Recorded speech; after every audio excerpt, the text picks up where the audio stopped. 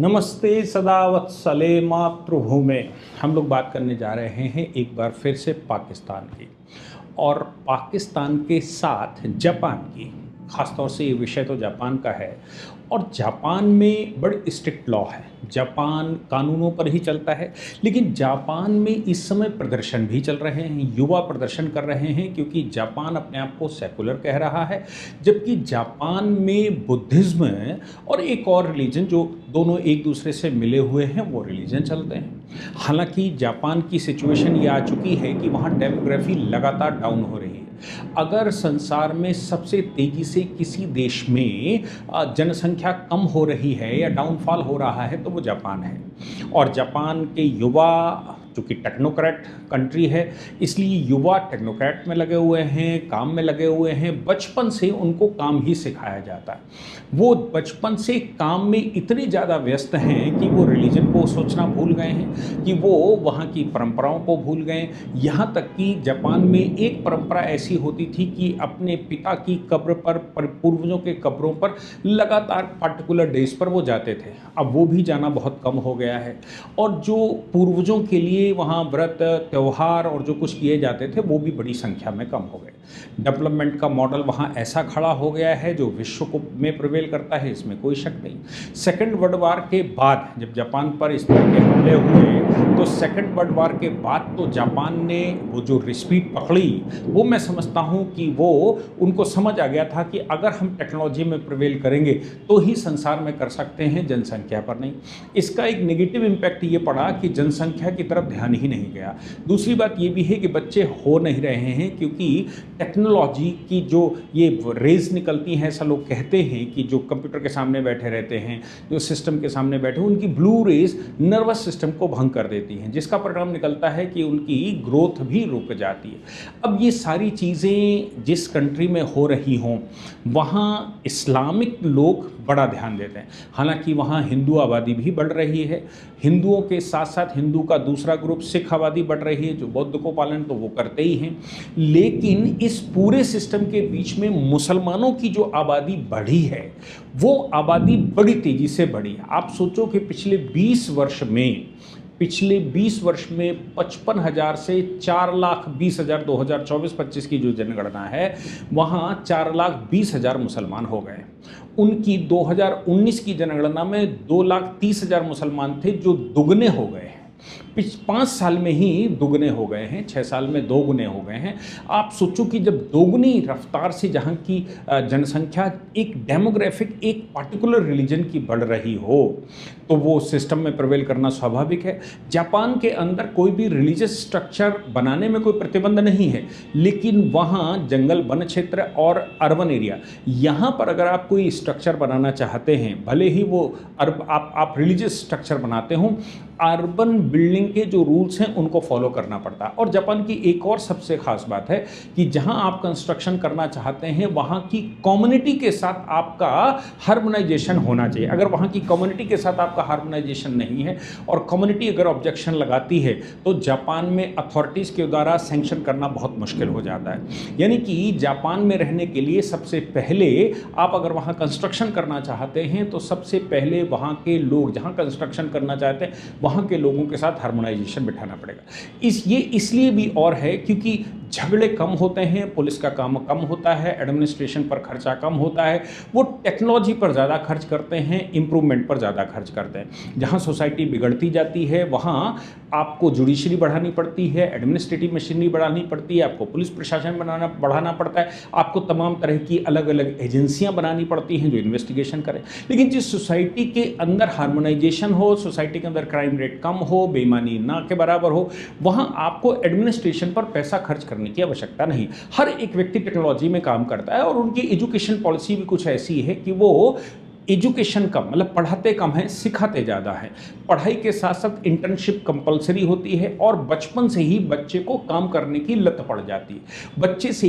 बचपन से ही कोई ना कोई स्किल डेवलप करना शुरू कर देता है, जिसकी वजह से जापान में बाकी जो सोशल प्रॉब्लम्स हैं उनको सोचना थोड़ा मुश्किल हो जाता है। मैं समझता हूँ आज जैसे जापान सोचता है वैसे कभी भारत सोचता होगा। मेरी नज़र में 7वीं, 6वीं, 5वीं, 7वीं सदी में भारत चरम पर था, टेक्नोक्रेट था, भारत विश्व पर प्रिवेल करता था, इसलिए भारत में रिलीजियस कंसर्न नहीं था। आक्रांताओं ने भारत में आना शुरू किया और आने के बाद भारत को चिंता नहीं थी, भारत को चिंता थी कि जो राजा बैठा है, जो सेना बैठी है, उसको ही बचाना, ये उसका काम है, एडमिनिस्ट्रेशन का काम है, मेरा काम केवल डेवलपमेंट करना है। परिणाम हमने सबने देखा कि हम कितने वर्षों तक गुलाम रहे। उसके बाद ईसाई भारत में चले आए, ईसाइयों ने भी वो अत्याचार किए, कन्वर्जन के भी अत्याचार किए। गोवा का मैं किसी का एक वीडियो देख रहा था जिसमें उस गोवा में ये कहा गया कि हाथ कट ये जो है वो पिलर है। हाथ कट पिलर मतलब या तो आप ईसाई बन जाइए, नहीं आपको हाथ के बल लटका दिया जाएगा और फिर आपके हाथ तलवार से काट दिए जाएंगे। अगर आपने ईसाईयत स्वीकार कर ली तो अच्छा है, नहीं स्वीकार करी तो आप हाथ काट दिए जाएंगे, फिर आप भीख मांगने के भी काम नहीं आएंगे और फिर आप केवल चर्च में बाहर बैठिए। ऐसा ईसाइयों ने भी किया। भारत की मतलब जैसा भारत में ये हो रहा था और आज हम उसको भुगत रहे हैं। हमने पाकिस्तान बनाने के बावजूद ध्यान नहीं दिया नेहरू जी की पॉलिसीज़ या भारत में जो सहिष्णुता थी, उसका परिणाम आज हम देख रहे हैं कि भारत कैसे किस दौर से गुजर रहा है। जापान में इस बात की शुरुआत है। जापान में कई जगहों पर लोगों ने प्रदर्शन किए हैं, इसलिए क्योंकि मुसलमान बसने लगा है, इसलिए क्योंकि मस्जिद बन गई है, इसलिए क्योंकि उन्होंने लाउड स्पीकर पर अजान कर दी थी, लाउड स्पीकर से अड़ोसियों पड़ोसियों को समस्या हो गई, इस वजह से कई मस्जिदें तोड़नी पड़ी। एक नई मस्जिद का विवाद, आप समझते हैं, आपको पता ही होगा, मैंने कई बार बताया कि पाकिस्तान का निर्माण केवल हिंदुस्तान को फतेह करने के लिए हुआ था। पाकिस्तान का निर्माण इस्लाम आधार पर नहीं हुआ था। अगर इस्लामिक आधार पर होता तो बांग्लादेश का विभाजन ना होता, इस्लामिक आधार पर होता तो आज वहां लड़ाई आपस में ना हो रही होती, शिया सुन्नी और अहमदिया न लड़ रहे होते। इस्लाम के आधार पर पाकिस्तान का निर्माण छद्म रूप से किया गया, लेकिन मुसलमान भारत में रोक लिए गए और ये पॉलिसी का हिस्सा था कि वो इस्लाम के नाम से ये करेंगे, लेकिन हिंदुस्तान को दारुल इस्लाम बनाएंगे और फतेह करेंगे। मानना जिन्ना का बिल्कुल साफ था कि हमने आपको ये ज़मीन दी है, मतलब आप जब ईसाई आए तो मुसलमानों का शासन था, मुसलमानों को वापस मिलना चाहिए।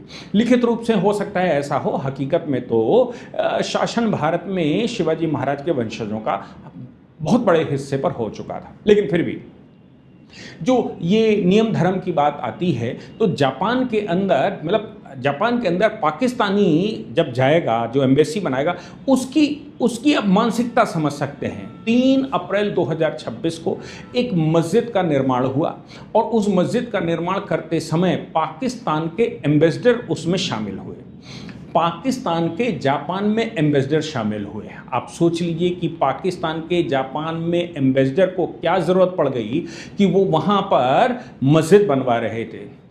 काबा गोई एक स्थान है, काबा गोई कंट्रोवर्सी के नाम से वो जानी जाती है। अब मस्जिद का निर्माण, मस्जिद की तस्वीर आप देख सकते हैं, कितनी खतरनाक और बड़ी मस्जिद बनाई गई होगी। मस्जिद बनकर तैयार हो गई, फिर वो नमाज पढ़ने का समय जब आया तो पाकिस्तान के एम्बेसडर उस नमाज में भी गए। जब पाकिस्तान के एम्बेसडर गए तो जापान में वो न्यूज़ बनी कि भाई एक नई मस्जिद बनी है और इसमें पाकिस्तान के एम्बेसडर शामिल हुए थे। पाकिस्तान के वहाँ जो मुस्लिम जो पाकिस्तानी मूल के और हिंदुस्तानी मूल के रहे होंगे, उनको लगा होगा पाकिस्तान एक इस्लामिक कंट्री है, पाकिस्तान से हमको सपोर्ट मिल जाएगा और पाकिस्तान का एम्बेसडर खड़ा होगा तो ये इंटरनेशनल डिप्लोमेटिक सिस्टम बन जाएगा और ये एम्बेरसमेंट का हिस्सा हो सकता है, इसलिए जापान सरकार उन पर एक्शन नहीं लेगी। पाकिस्तानी एम्बेसडर के शामिल होने के बाद जापान सरकार ने एक नोटिस जारी कर दिया और जापान सरकार ने कहा कि ये मस्जिद इल्लीगल है, इसका ना तो अप्रूवल हुआ है और ना ही यहाँ के जो कानून हैं उन कानूनों का पालन हुआ है। आपको मस्जिद बनाने के लिए कम से कम यहाँ अनुमति की आवश्यकता होती है और बिना अनुमति के कोई मस्जिद का निर्माण नहीं हो सकता। अब मस्जिद का निर्माण बिना अनुमति के नहीं हो सकता, ये तो और बड़ी बात आ गई। जैसे ही ये नोटिस गया और पाकिस्तानी एम्बेसडर को नोटिस गया खास तौर से कि भाई आप, तो पाकिस्तानी एम्बेसी ने एक डिक्लेरेशन जारी कर दिया। पाकिस्तानी एम्बेसी ने कहा नहीं साहब, हमारा कोई रोल नहीं है, हम तो केवल वहाँ नमाज पढ़ने गए थे, हमारे एम्बेसडर साहब तो वहाँ नमाज पढ़ने गए थे, अल्लाह को याद करने गए थे, वहाँ उसके अलावा हमारा कोई रोल वहाँ पर नहीं है। पाकिस्तान सरकार से जब पूछा गया तो उन्होंने कहा, मतलब एम्बेसडर से जब पूछा गया तो एम्बेसडर ने कहा देखो एक बड़ी समस्या ये है कि जिन लोगों ने निर्माण करवाया था वो पाकिस्तानी मूल के थे और वो हमसे कहने आए कि हमने नई मस्जिद का निर्माण करवाया है, रूल्स एंड रेगुलेशंस को फॉलो किया गया है, आप यहाँ नमाज पढ़िए। हम वहाँ नमाज पढ़ने चले गए, जो कि मेरा अधिकार बनता है।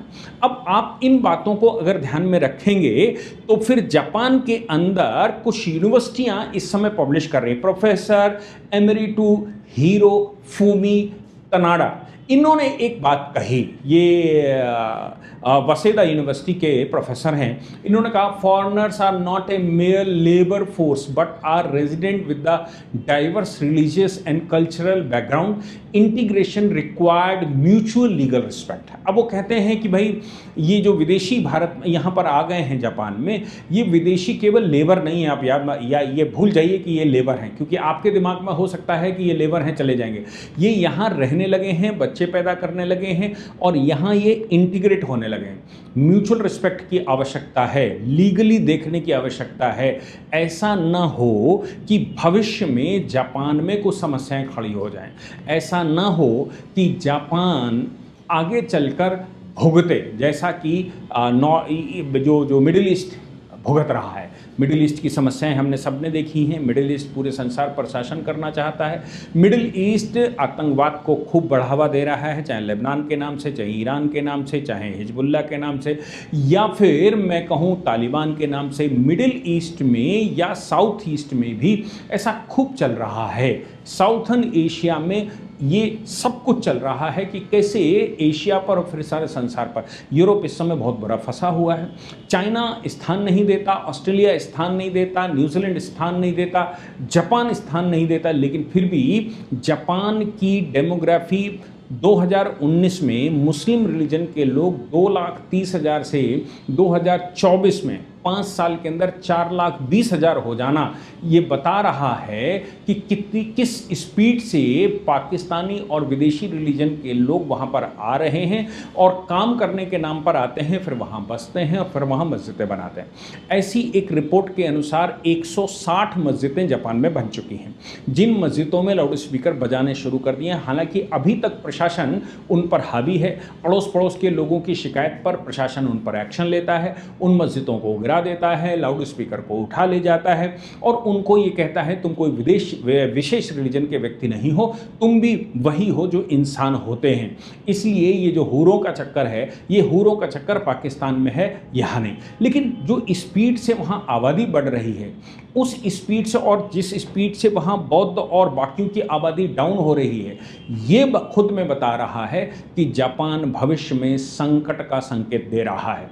जापान में संकट का मतलब होता है कि ईस्ट में संकट होना। हालांकि जापान में वो हेट करते हैं कोरियन से, कोरियाओं से वो बहुत हेट करते हैं, चाइनीज़ से वो बहुत हेट करते हैं, वैसी ही हेट उनकी मुसलमानों से भी है। वो मुसलमानों को भी वैसा ही दर्जा देते हैं जैसे कोरियंस का देते हैं। लेकिन मुस्लिम वहाँ जा रहा है तो वो ये कह रहा है कि नहीं नहीं, ये तो अलतकिया है, इनको अगर बनाना है, यहाँ इस्लाम का प्रचार करना है और अगले जन्म की जन्नत पानी है, हूरें लेनी है, तो फिर आप अभी शांति से रहिए, जब आबादी बढ़ जाएगी तो जापान पर कब्जा हो जाएगा।